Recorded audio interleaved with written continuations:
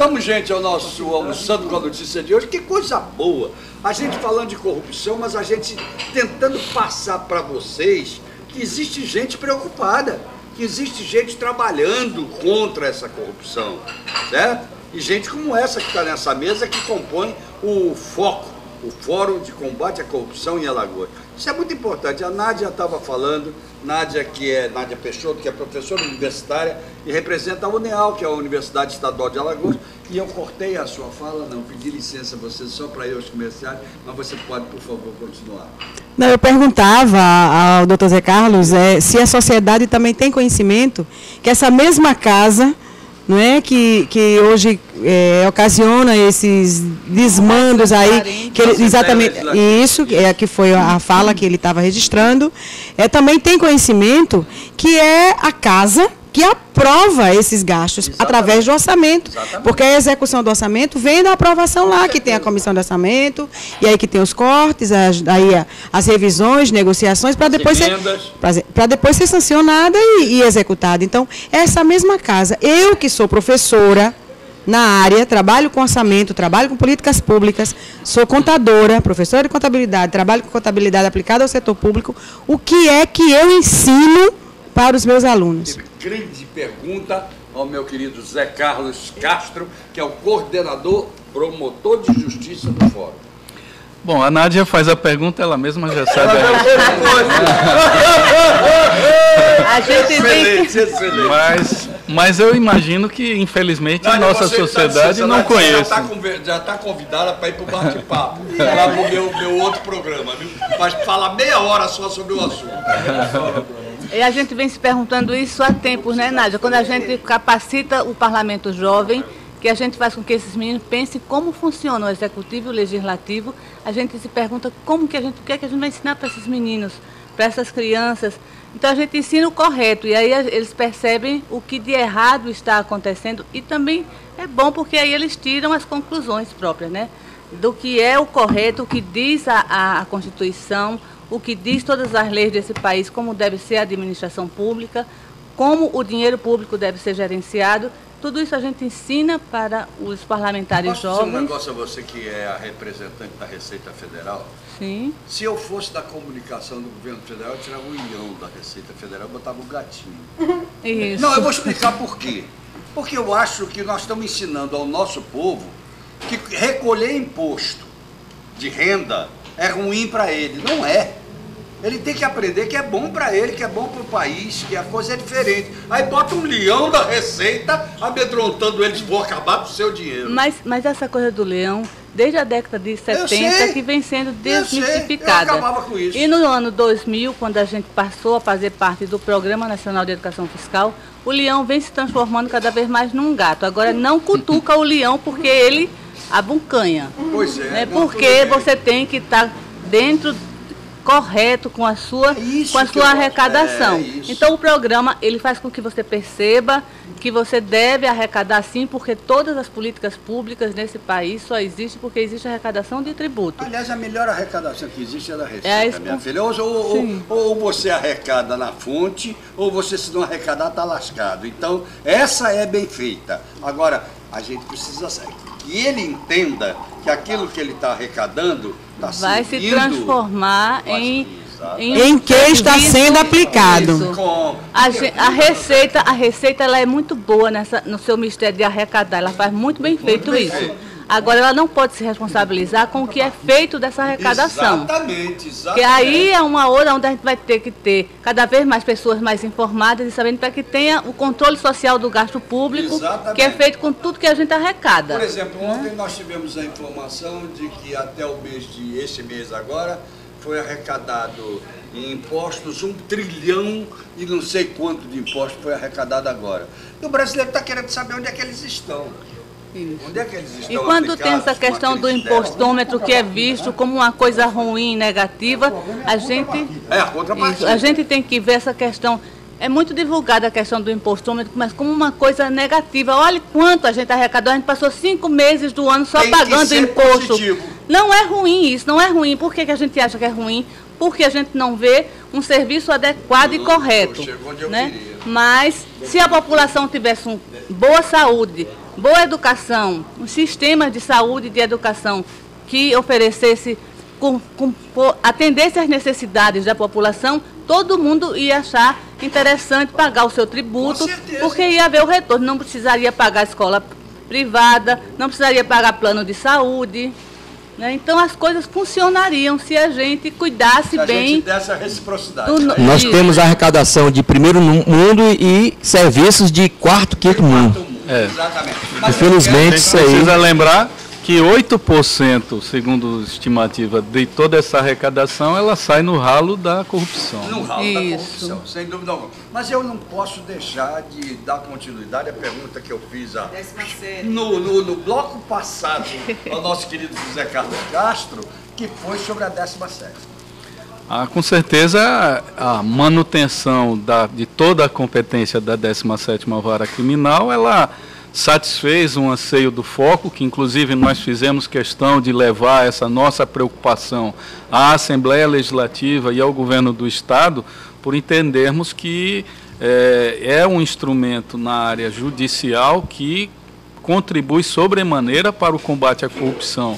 E a intenção dos legisladores naquela ocasião foi de retirar a competência da 17ª justamente para julgar crimes contra a administração pública, dentre eles está inserido a corrupção. Então ficaria sem essa ferramenta de combate à corrupção, seria a 17ª Vara. Por quê? Porque a 17ª Vara Criminal, ela julga crimes em que houve uma organização criminosa. E, na grande maioria dos casos, nós percebemos, nós que atuamos nessa área, percebemos que o crime de corrupção geralmente é organizado. Muito bem. O criminoso não faz aquilo em regra sozinho. Não. Ele sempre faz em comum acordo com outros partícipes, até porque os atos administrativos, na maioria, são complexos, precisam da participação de vários agentes.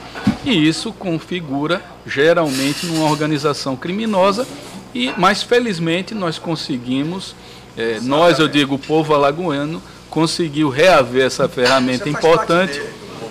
Claro, com certeza. E estamos novamente com essa possibilidade de ver criminosos desses jaez julgados por juízes capazes, competentes e independentes. Valeu a pena, valeu, e palmas para a 17ª. Com certeza. Ô, Geraldo, desculpa, essa questão da 17ª Vara é importante porque é uma especialização da justiça, né?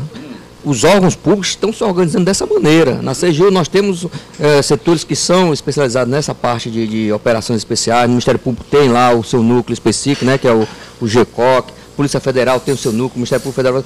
Então, isso significa que você tem que colocar pessoas ali que são identificadas com o combate da corrupção, né? Nem todo mundo se identifica com o combate à corrupção. Claro. A mesma coisa vai acontecer com o judiciário. Detalhes, né? Então, você vai capacitando e vai especializando pessoas que identificam muito mais facilmente esse tipo de ilicitude. Então, a tendência é a Justiça Federal também criar suas varas especializadas. Eu espero que aconteça isso, né? O Ministério Público já tem o grupo GECOC aí, né, que é bastante atuante. A CGU tem uma parceria muito grande com o Ministério Público Federal, a Polícia Federal, o Ministério Público Estadual no combate à corrupção, justamente ligando essas pessoas que têm essa especialização. Perfeitamente. Tá certo? Perfeitamente. É importante a 17ª Vara por causa disso aí. E o Foco favorece isso, viu, Geraldo? Porque nós nos encontramos no Foco. Exatamente. Aqueles que trabalham nessa luta, nós nos reunimos mensalmente e isso é uma aproximação. E levam o resultado? Isso, com certeza. Uma coisa é eu mandar um ofício para o William, um ofício para o colega do Ministério Público Federal, e outra é nós temos esse contato pessoal, há uma interação, essa confiança que nós desenvolvemos, e isso não tenho dúvidas, que o Foco contribui sobremaneira, porque o crime pode ser organizado, mas quem combate o crime de corrupção também tem que se organizar. Para minha honra e dos meus telespectadores, o que está acontecendo aqui nada mais é do que uma reunião do Foco. É isso que está acontecendo aqui.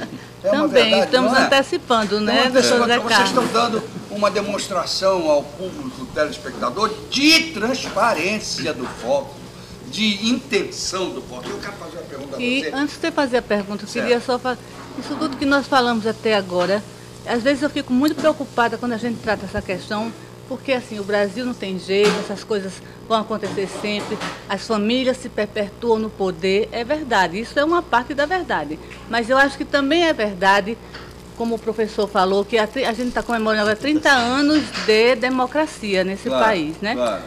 Eu, quando fui aluna do ensino fundamental, do ensino médio, eu vivi numa ditadura. E eu não aprendi a ser cidadã. Eu aprendi a ficar calada e a não dizer o que eu pensava, e nem podia ser lido determinados assuntos no colégio. Determinados livros eram proibidos. Eu tinha muita vontade de ler Morte e Vida Severina, era proibido ler no meu colégio. E hoje a gente pode ler o que quiser. Claro. Então, eu acho que a gente tem avançado muito nessa questão. A gente precisa trabalhar muito ainda para que seja melhorado, para que a juventude e para que a sociedade seja melhor, mais justa.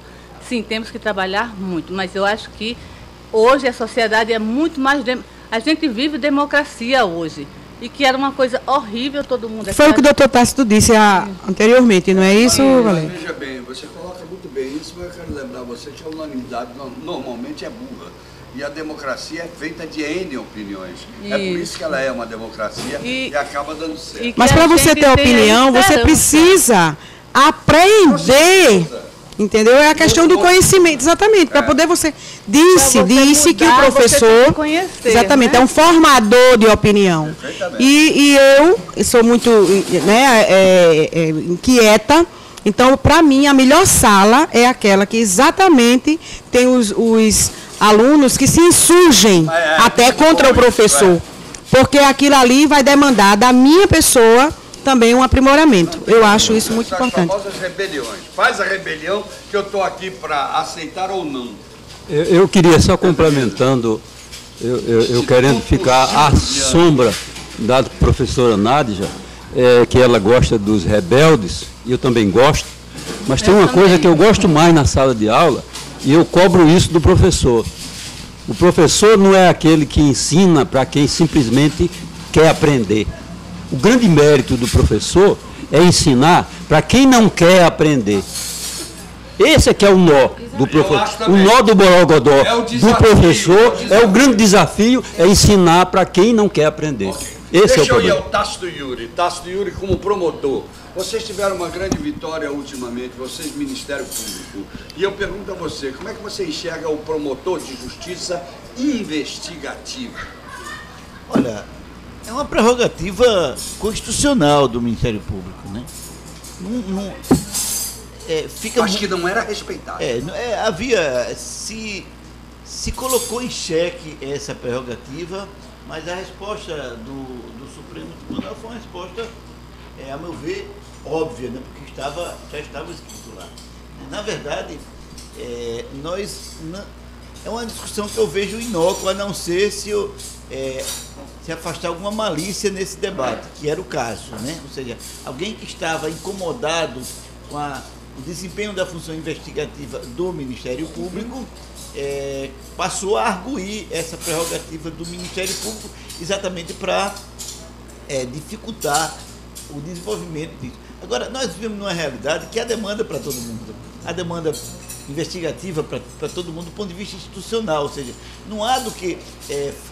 afora essas malícias, né? Essas má intenções, essas desonestidades de propósito, há demandas para todos os órgãos de controle, todos os órgãos de repressão. Aliás, na verdade, nós só vamos avançar nisso quando nós fizermos o que está sendo feito aqui, ou seja, quando os órgãos que são encarregados de institucionalmente combater a criminalidade, a corrupção, eles se articularem entre si. Perfeito. Para aproveitar o máximo de energia do sistema para dar uma resposta. Mas até que ponto você sente essa ligação que pode acontecer no investigativo entre as deficiências que a Polícia Civil, por exemplo, ainda tem e o Ministério Público? Olha, existem órgãos que a sociedade cobra desses órgãos uma performance, mas eles parecem que não foram feitos para essa finalidade. Eles foram feitos, às vezes, muitas mais para o Estado do que para a sociedade. Talvez a novidade que nós encaramos da década de 50 para cá, é que hoje a sociedade quer um judiciário bom, quer um Ministério Público bom, quer órgão de controle de contas bom, né? Que vá além do órgão meramente nominal. Porque o que acontece, na verdade, nesses segmentos, é que muitas vezes o corporativismo dessas organizações, ou seja, os interesses particulares dos seus agentes, ele suplanta o interesse público, né? Então isso prejudica demais isso. Por quê? Porque muitas vezes eles barganham com essas prerrogativas e não querem compartilhá-la com o outro. Então, todo tipo de ação integrada, seja Polícia Civil... muito melhor. Certamente. Bom, agora veja essa é bem, a função do Estado. O Estado não é uma novidade, porque já aconteceu antes, aconteceu, se não me engano, eu não quero me lembrar os nomes agora, mas já aconteceu antes. Hoje nós temos um secretário que ainda está se chamando de Defesa Social, mas tem que ser de Segurança, Alfredo Gaspar, que é um promotor de justiça. Sim. Como é agora a integração ou as ideias desse Alfredo Gaspar, promotor de justiça, com o Ministério Público? Bem, entre as funções do Ministério Público tem a de exercer o controle externo da atividade policial, né? Com certeza. Então, alguém que lidou com essa prerrogativa, com certeza tem plenas condições de avistar a necessidade da integração. Há, evidentemente, discussões mais avançadas, que não só Alagoas deve fazê-lo, mas o Brasil todo. Como, por exemplo, a desmilitarização da polícia militar, por exemplo, a unificação. Por que a unificação das polícias não acontece? Porque há interesses corporativos de um lado e de outro, e que evitam isso. Sobretudo interesses corporativos. Perfeito. Meu querido Tácito, já que eu estou com você, eu começo por você, porque estamos quase no final do programa. Mas tem que ser curto. Que pergunta eu não fiz a você que você gostaria que eu tivesse feito? Na verdade, eu queria só fazer um registro, é que o Ministério Público ele dispõe do GECOC, mas ele dispõe também que faz um enfrentamento criminal da corrupção, e tem feito isso com muito denodo, e nós temos o Núcleo de Defesa do Patrimônio Público, que o coordenador do FOCO aqui, o atual coordenador, do Zé Carlos, coordena também esse Núcleo de Defesa do Patrimônio Público, onde nós enfrentamos a questão da corrupção do ponto de vista não necessariamente criminal, porque muitas vezes a punição criminal ela demora mais e ela dá a impressão que ela é absoluta, né? Mas o grande desafio nosso é que a improbidade administrativa seja enfrentada, que os recursos sejam devolvidos aos cofres públicos. É verdade, é a irresponsabilidade na resposta. É outra história. Exatamente. Obrigado por ter vindo a esse programa. Muito obrigado pela oportunidade. Vamos em frente, atrás vem gente, e atrás dessa gente toda vem os meus convidados. Maravilha. Atrás que eu digo você vai? Ah, mas eu vou também. E volta ao programa. Muito okay? bom, muito obrigado. Muito obrigado. Diego, que bom ter um jovem aqui conosco, um jovem que é o representante, você é o presidente? Isso. É o presidente da Associação dos Procuradores dos Municípios de Alagoas. Tarefa difícil? É uma missão difícil, principalmente quando a gente tenta congregar uma grande instituição, que é a Ordem dos Advogados do Brasil, essa missão de realizar o concurso público para Procurador Municipal do município. Precisa. Infelizmente, nessa última gestão ainda não teve apoio, mas o que nos anima é o apoio do FOCO, que congrega grandes instituições públicas e entidades da sociedade civil que estão convictas da importância de ter esse profissional aprovado e nos quadros do município mediante concurso. Muito bom. E que pergunta eu não fiz a você, Diego? Justamente quando teremos um procurador municipal, ao menos um, efetivo em todos os municípios. Quando teremos? Quando teremos. Quando teremos? Depende do prefeito Rui Palmeira. Ou não? Não, porque na verdade no município de Maceió, felizmente, já tem uma procuradoria muito bem estruturada. Sim, tudo bem, mas não precisa do concurso público, não precisa dele? Exato, mas nos outros municípios. Nos outros municípios. Exato. Tudo bem, Diego. Valeu. Obrigado por ter vindo a esse programa e se prepare para um convite para ir ao bate-papo. Eu que agradeço.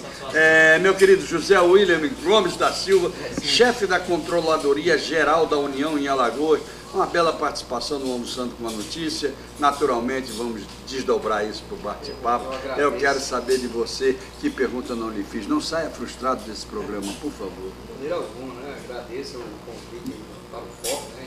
Que propus a participar, porque eu acho importante essa nossa vinda aqui para socializar, divulgar a atuação do FOCO, dos órgãos de Aliás, eu quero dizer a você que vocês podem passar para os seus amigos que eles tanto podem assistir esse programa na TV Mar, pela NET, no canal 25, ao meio-dia, meia-noite e meia-noite de sábado e domingo, como podem assistir pelo gazetaweb.com, meio-dia, meia-noite, para quem não tem a NET, como podem assistir logo em seguida, aliás, na sexta-feira vai até antes, no YouTube.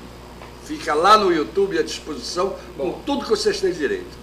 Então pode assistir no Japão, se quiser. Só não vou suscitar uma pergunta porque eu não vou conseguir respondê-la depois, porque não vai ter tempo suficiente. Mas várias perguntas poderiam ser feitas para que a gente pudesse discutir e trazer alguns esclarecimentos, inclusive, para a sociedade, para que eles conheçam os órgãos de Você vai para o bate-papo. o Ministério Público. Você vai para o bate-papo, William. Estou com o seu telefone aqui. A CGU, a Receita Federal.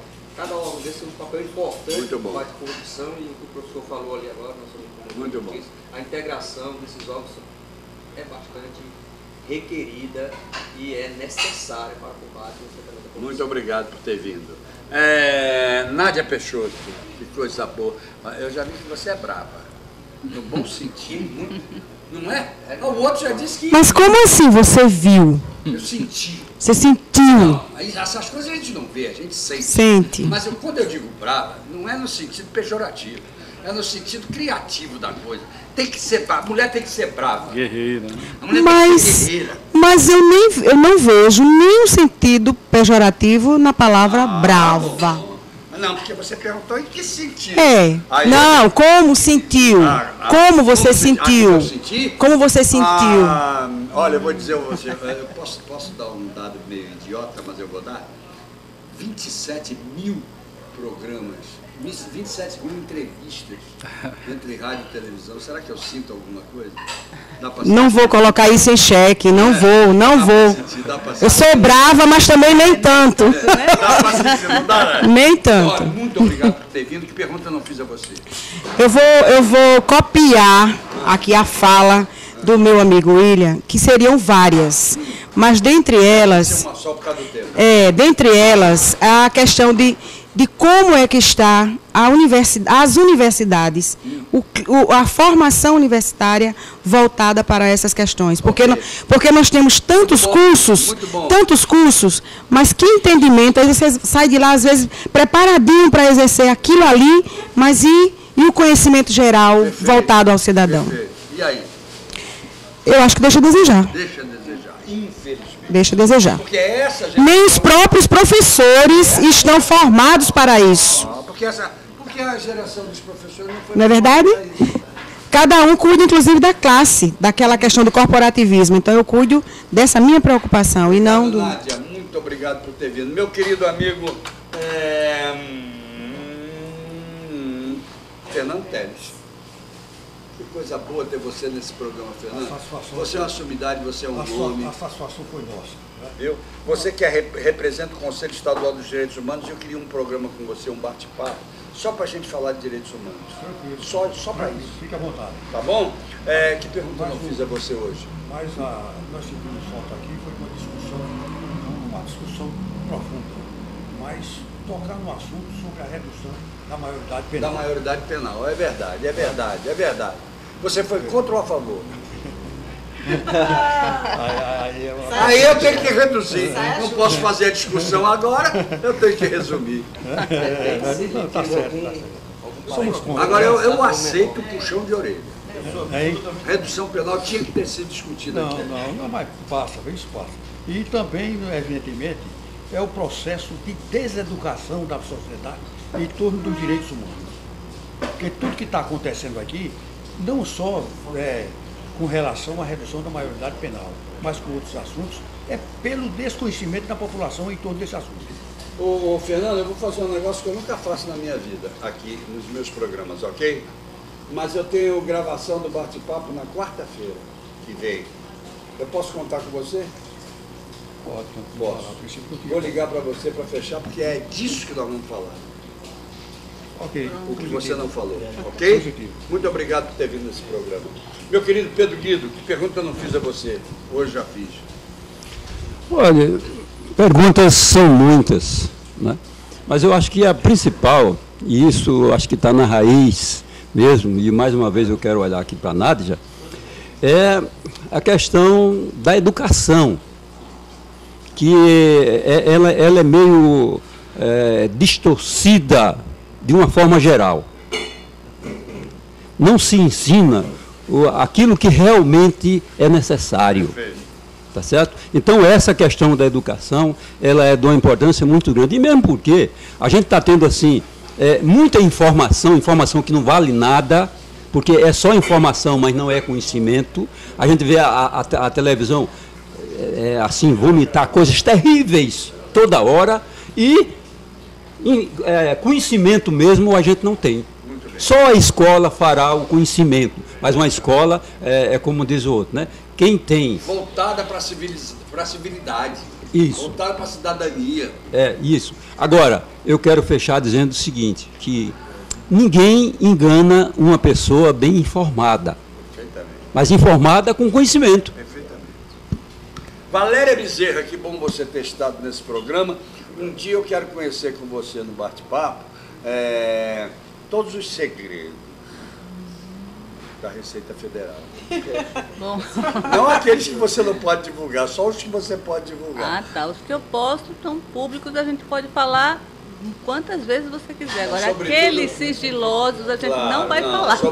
Sobretudo aqueles que são a colaboração da Receita Federal com o combate à corrupção. Isso é muito importante. Isso é importantíssimo. A Receita tem contribuído por demais, sempre está presente em toda essa, porque nós, como eu falei no começo do programa, nós arrecadamos tudo, a maior parte do dinheiro desse país é arrecadado pela Receita Federal. Então a gente tem uma responsabilidade muito grande.